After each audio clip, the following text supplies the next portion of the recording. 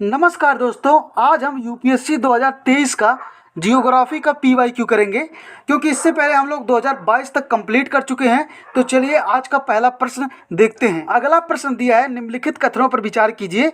3 statement इसमें दिए हुए हैं और पूछा है उपयुक्त कथनों में से कौन सा सही है। अब देखिए किस तरह से पैटर्न चेंज हुआ है। इसमें दिया है केवल एक कथन, बी में दिया है केवल 2, सी में दिया है 3 सभी और डी में दिया है कोई नहीं। अब देखिए इस तरह का प्रश्न जब आता है तो यहाँ पर एलिमिनेशन मेथड काम ही नहीं करता। तीनों ऑप्शन अगर आपको पता होंगे तभी हम बता पाएंगे। तो इसमें जो पहला स्टेटमेंट दिया है झेलम नदी वुलर झील से होकर जाती है। तो ये बिल्कुल सही है, वुलर झील से निकल कर जाती है। वुलर झील जो है यह एक रामसर स्थल है और यह एशिया की सबसे बड़ी ताजे पानी की झील है और यह झेलम नदी से अपना पानी ग्रहण करता है। ये बात आपको याद रखना है। तो पहला स्टेटमेंट सही हो जाएगा। दूसरा स्टेटमेंट दिया है कृष्णा नदी सीधे केल्लुरु झील का भरण करती है। तो ये स्टेटमेंट गलत है। तीसरा दिया है गंडक नदी के विसर्पण से कार्व झील निर्मित होती है। तो ये स्टेटमेंट गलत है। कांवर झील जो है बेगूसराय शहर के 22 किलोमीटर उत्तर पश्चिम में स्थित है और गंगा की सहायक नदी बूढ़ी गंडक से निकलती है। ठीक है, तो ये स्टेटमेंट गलत हो जाएगा। तो कौन सा सही होगा हम लोग का विकल्प ए हो जाएगा। अब देखिए इस तरह का ऑप्शन हम एलिमिनेट नहीं कर सकते जब तक तीनों नहीं पता हो। चलते हैं नेक्स्ट क्वेश्चन की ओर। तो अगला क्वेश्चन दिया है निम्नलिखित युग्मों पर विचार कीजिए। कुछ एक तरफ पोर्ट दिया है, दूसरी तरफ दिया है जिस रूप में विख्यात हैं, प्रसिद्ध हैं, ये बताना है। अब देखिए इसमें भी 3 स्टेटमेंट दिया है और सेम ऑप्शन दिया है कि केवल एक युग्म सही है, 2 युग्म। तो इस तरह से क्वेश्चन जो आ रहे हैं बहुत टफ आ रहे हैं। हमको जब सभी स्टेटमेंट पता होंगे तभी हम आंसर दे पाएंगे। तो पीटी बहुत ज़्यादा टफ होता जा रहा है। ठीक है, पहला स्टेटमेंट दिया है कामराजर पोर्ट और जो कामराजर पोर्ट है ये भारत में एक कंपनी के रूप में पंजीकृत पहला प्रमुख पत्तन है और एकमात्र प्रमुख पत्तन है। ठीक है, इस तरह से स्टेटमेंट अगर दे दे तब भी सही है। तो ये स्टेटमेंट हम लोगों का सही हो जाएगा क्योंकि कामराजर पोर्ट है जो ये भारत का 12वां प्रमुख बंदरगाह है। यह चेन्नई तमिलनाडु से लगभग 24 किलोमीटर उत्तर में कोरोमंडल तट पर स्थित है। ठीक है, तो ये स्टेटमेंट सही हो जाएगा। और दूसरा दिया है हम लोगों का कि मुद्रा पोर्ट भारत में निजी स्वामित्व वाला सबसे बड़ा पत्तन है। ये स्टेटमेंट सही है। मुद्रा पोर्ट जो है यह भारत का पहला निजी बंदरगाह और सबसे बड़ा कंटेनर बंदरगाह है जो गुजरात के कच्छ जिले के मुद्रा के पास कच्छ की खाड़ी के उत्तरी किनारे पर स्थित है। तो ये स्टेटमेंट हम लोगों का सही हो जाएगा। और तीसरा स्टेटमेंट देखिए, तीसरा स्टेटमेंट दिया है विशाखापट्टनम पोर्ट भारत के में सबसे बड़ा आधान पत्तन है, कंटेनर पोर्ट की बात कर रहा है। तो ये स्टेटमेंट गलत है क्योंकि ऊपर ही दिया है मुद्रा पोर्ट सबसे बड़ा है, तो ये कैसे हो जाएगा। तो ये स्टेटमेंट गलत हो गया। तो हम लोगों का विकल्प कौन सा सही होगा, बी। चलते हैं नेक्स्ट क्वेश्चन की ओर। अगला प्रश्न दिया है निम्नलिखित कथनों पर विचार कीजिए। कटहल, महुआ और सागौन के बारे में 3 स्टेटमेंट दिए हैं और पूछा है कौन सा पर्णपाती वृक्ष है। तो पहला तो सभी को पता होगा कि कटहल जो है वो पर्णपाती नहीं बल्कि सदाबहार वृक्ष है। तो ये गलत हो जाएगा। दूसरा स्टेटमेंट महुआ पर्णपाती है, सागौन भी पर्णपाती है। महुआ आपको ज़्यादातर छत्तीसगढ़ और झारखंड के इलाके में मिलेगा और अगर सागौन की बात करें तो उत्तर पूर्वी इलाके में बहुत ज़्यादा यह मिलता है। तो हमारा ऑप्शन कौन सा सही होगा, ऑप्शन हम लोगों का सही होगा बी। चलते हैं नेक्स्ट क्वेश्चन की ओर। अगला प्रश्न दिया है निम्नलिखित कथनों पर विचार कीजिए और इसमें 3 स्टेटमेंट दे रखे हैं और पूछा है उपयुक्त में से कितने कथन सही हैं, ये बताना है हम लोगों को। ठीक है, तो इसका पहला स्टेटमेंट देखते हैं। पहला स्टेटमेंट दिया है चीन की तुलना में भारत के पास अधिक कृषि योग्य क्षेत्र हैं। तो ये स्टेटमेंट आपको बताता हूँ मैं। कृषि योग्य भूमि की बात करें तो चाइना में 120 मिलियन हेक्टेयर हैं और भारत में 156 मिलियन हेक्टेयर हैं। तो ये स्टेटमेंट सही है। ठीक है, पहला स्टेटमेंट हम लोगों का सही हो जाएगा। दूसरा स्टेटमेंट दिया है चीन की तुलना में भारत में सिंचित क्षेत्र का अनुपात अधिक है। तो देखते हैं तुलना करके। तो चीन का जो सिंचाई क्षेत्र है खेती के लिए वो 41% है और भारत का 48%। तो ये भी स्टेटमेंट सही हो जाएगा। तीसरा स्टेटमेंट इसमें दिया है कि चीन की तुलना में भारत की कृषि में प्रति हेक्टेयर औसत उत्पादन अधिक है। ये स्टेटमेंट गलत है। क्यों गलत है कि चीन में प्रति हेक्टेयर औसत उत्पादन जो होता है भारत के 2.60 टन की तुलना में वहाँ पर 4.60 टन हेक्टेयर होता है। तो विश्व बैंक के अनुसार अधिकांश फसलों में चाइना की उत्पादकता भारत की तुलना में 50 टाइम अधिक है। ठीक है, तो ये हम लोगों का गलत हो जाएगा। तो तीसरा गलत है, तो हम लोग का आंसर बी हो जाएगा। चलते हैं नेक्स्ट क्वेश्चन की ओर।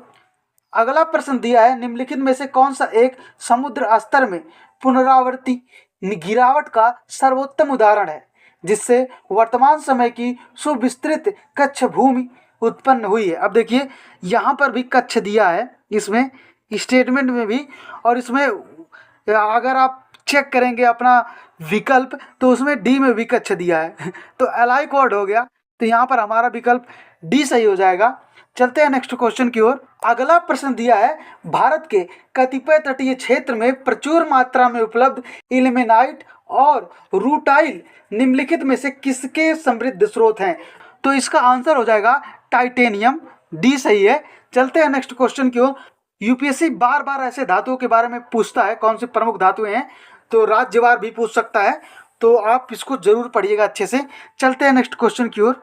अगला प्रश्न दिया है, संसार का लगभग 3/4 कोबाल्ट जो विद्युत मोटर वाहनों की बैटरी के निर्माण के लिए आवश्यक धातु है किस देश द्वारा उत्पादित किया जाता है। तो ये कांगो लोकतांत्रिक गणराज्य यानी कि democratic Republic of the Congo, इसका ऑप्शन ये सही हो जाएगा। फैक्चुअल क्वेश्चन है। चलते हैं नेक्स्ट क्वेश्चन की ओर। अगला प्रश्न दिया है, निम्नलिखित में से कौन सा एक कांगो बेसिन का भाग है। ठीक है, तो ये जो कैमरून है ना, यही है कांगो बेसिन का भाग।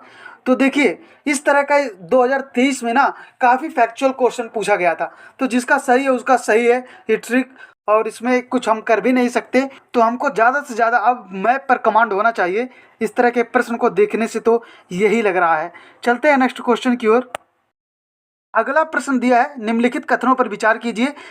3 स्टेटमेंट इसमें दिया है और उपयुक्त कथनों में से कौन सा सही है ये पूछा है। ठीक है, तो इसका पहला स्टेटमेंट दिया है, अमरकंटक पहाड़ियाँ विंध्य और सह्याद्री श्रेणियों के संगम पर हैं। तो ये स्टेटमेंट गलत है, क्योंकि अमरकंटक क्षेत्र एक अद्वितीय प्राकृतिक विरासत क्षेत्र है। मैकांग पहाड़ियों के आधार पर होने के साथ साथ विंध्य और सतपुड़ा पर्वतमाला का मिलन बिंदु है। तो ये स्टेटमेंट गलत हो जाएगा। तो पहला गलत हो गया।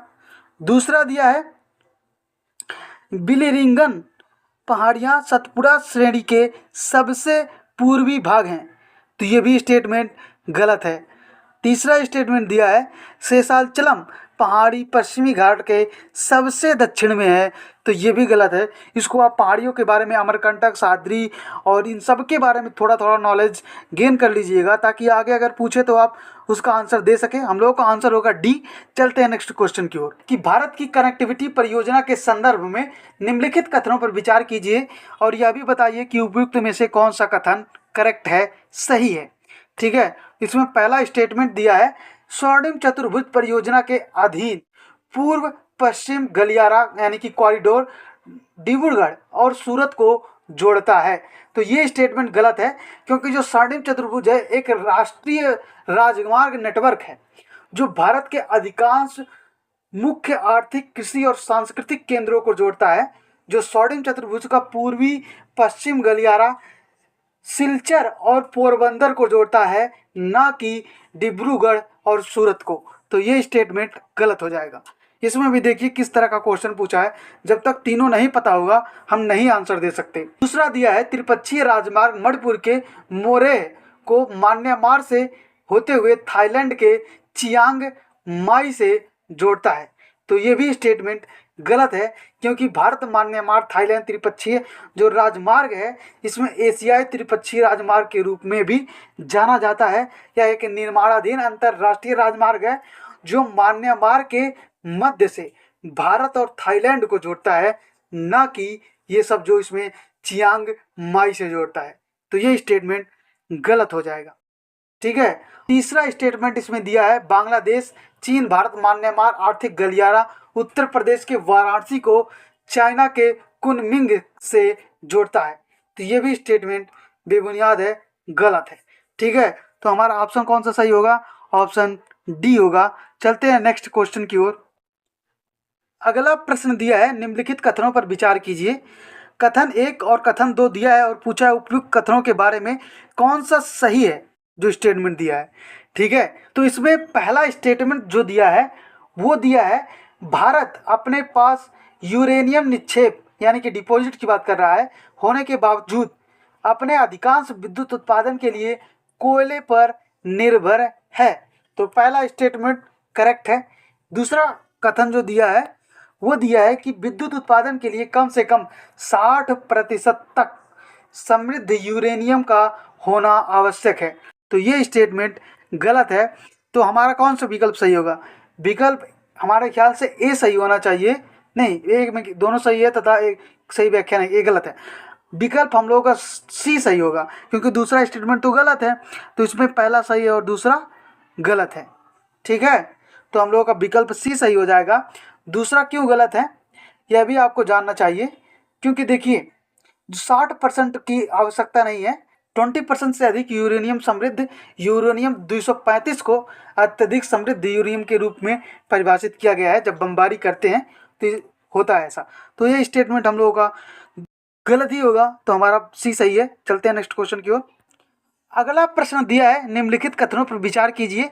दो कथन इसमें दिए हुए हैं और पूछा है उपयुक्त में से कौन सा कथन सही है। ठीक है, आइए देखते हैं। इसका पहला जो कथन दिया है उष्णकटिबंधीय वर्षा वनों की मृदा पोषक तत्वों से भरपूर होती है। तो ये स्टेटमेंट गलत है। उष्णकटिबंधीय में ऐसा नहीं होता, वहाँ पर काफ़ी पोषक तत्वों की कमी होती है। ठीक है, अनुपजाऊ भूमि होती है, तो ये स्टेटमेंट गलत हो जाएगा। दूसरा स्टेटमेंट दिया है, उष्णकटिबंधीय वर्षा वनों में उच्च ताप और आर्द्रता के कारण मृदा में विद्यमान मृत जैव पदार्थों का द्रुत अपघटन होता है। ठीक है, स्टेटमेंट करेक्ट है आपका। तो हमारा विकल्प कौन सा सही होगा? विकल्प सही होगा डी, पहला गलत है और दूसरा सही है। ठीक है, चलते हैं नेक्स्ट क्वेश्चन की ओर। अगला प्रश्न दिया है, निम्नलिखित कथनों पर विचार कीजिए। दो कथन सेम पहले की तरह दिए हुए हैं और पूछा है कौन सा सही है। ठीक है, तो आइए देखते हैं। इसमें पहला स्टेटमेंट दिया है, ग्रीष्म ऋतु में महाद्वीपों और महासागरों के बीच तापमान विपर्यास शीत ऋतु की अपेक्षा अधिक होता है। ठीक है, दूसरा कथन दिया है कि जल की विशिष्ट ऊष्मा भूपृष्ठ की विशिष्ट ऊष्मा की अपेक्षा अधिक होती है। ठीक है, दोनों ही कथन सही हैं, लेकिन ये इसमें आपस में कोई तारतम्यता नहीं है कि ये कथन इस पर निर्भर कर रहा है। तो ऐसे में हमारा विकल्प सही होगा। कथन दोनों ही सही हैं लेकिन एक दूसरे की व्याख्या नहीं करते, तो बी हो जाएगा ऑप्शन। ठीक है, चलते हैं नेक्स्ट क्वेश्चन की ओर। अगला प्रश्न दिया है, निम्नलिखित कथनों पर विचार कीजिए। दिया है, भूकंप लेखी सिस्मोग्राफ में यस तरंगों से पूर्व पी तरंगे अभिलिखित होती हैं, मतलब पहले। तो बिल्कुल सही है। पी तरंगों मतलब होता है प्राथमिक तरंगे, यस मतलब होता है द्वितीयक यानी कि सेकेंडरी तरंगे। तो ये स्टेटमेंट हम लोगों का सही है।